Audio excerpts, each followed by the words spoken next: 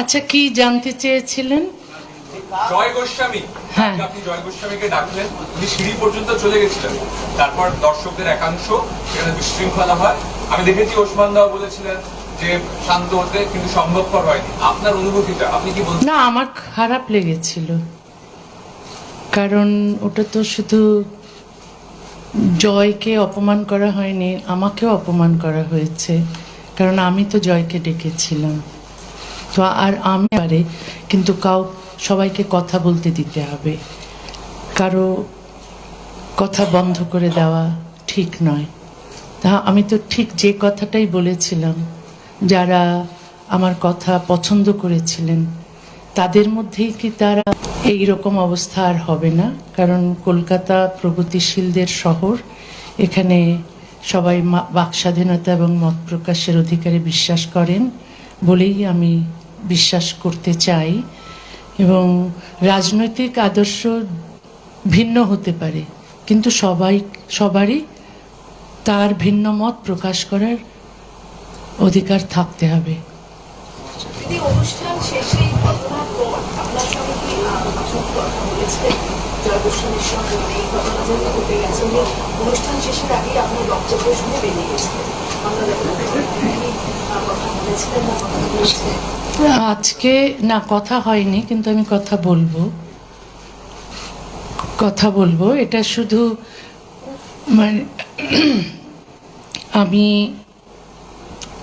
আমি আজ বা কাল আমি যাব তার বাড়িতে কথা বলতে, এটাও ভেবেছি আমি। আপনি তো তিনটে সরকারকে দেখলেন, সরকার, তৃণমূল সরকার এবং এখন বিজেপি সরকার। এই তিনটে সরকারের মধ্যে আপনার চোখে কি পার্থক্যটা আপনি দেখতে পাচ্ছেন? পার্থক্য তো আছেই। এক সরকার আমাকে বের করে দিয়েছিলেন, দ্বিতীয় সরকার আমাকে আসতে দেননি, তৃতীয় সরকার আমাকে আসতে দিয়ে, এই যে আমি আসতে পারলাম সেটাকেই আমার মনে হয় সেলিব্রেট করা উচিত। এবং আমি খুবই আনন্দিত যে আমি আসতে পেরেছি। এবং শুধু আমি বিশ্বাস করতে চাই যে এই সরকার মত প্রকাশের অধিকারে বিশ্বাস করেন, এই সরকার বাক স্বাধীনতায় বিশ্বাস করেন। শুধু আমি আসতে পেরেছি, আমি ভিন্ন মত প্রকাশ করলেও আমি এখানে এই শহরে বা এই রাজ্যে প্রবেশ করার স্বাধীনতা পেয়েছি, সেটাতেই আমি সীমাবদ্ধ থাকতে চাই না। আমি চাই অন্য যাদের ভিন্ন মত আছেন তারাও যেন একই রকম স্বাধীনতা উপভোগ করেন।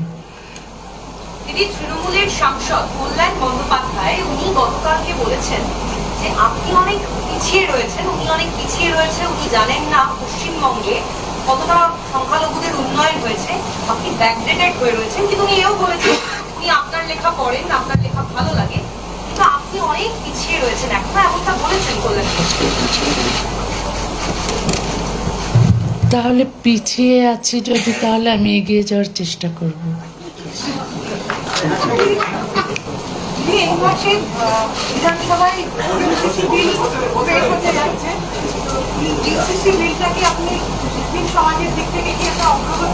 হ্যাঁ হ্যাঁ, অভিন্ন দেওয়ানি বিধি তো, সেটার জন্য আমি 40 বছর ধরে সংগ্রাম করছি।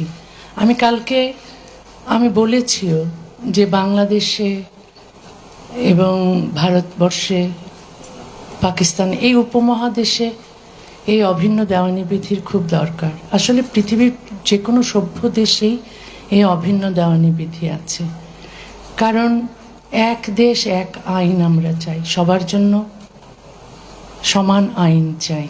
বিশেষ করে নারীরা ধর্মীয় আইনের অধীনে যদি থাকে, তাহলে তাদের বিরুদ্ধে বৈষম্য আমরা দেখি, নির্যাতন দেখি।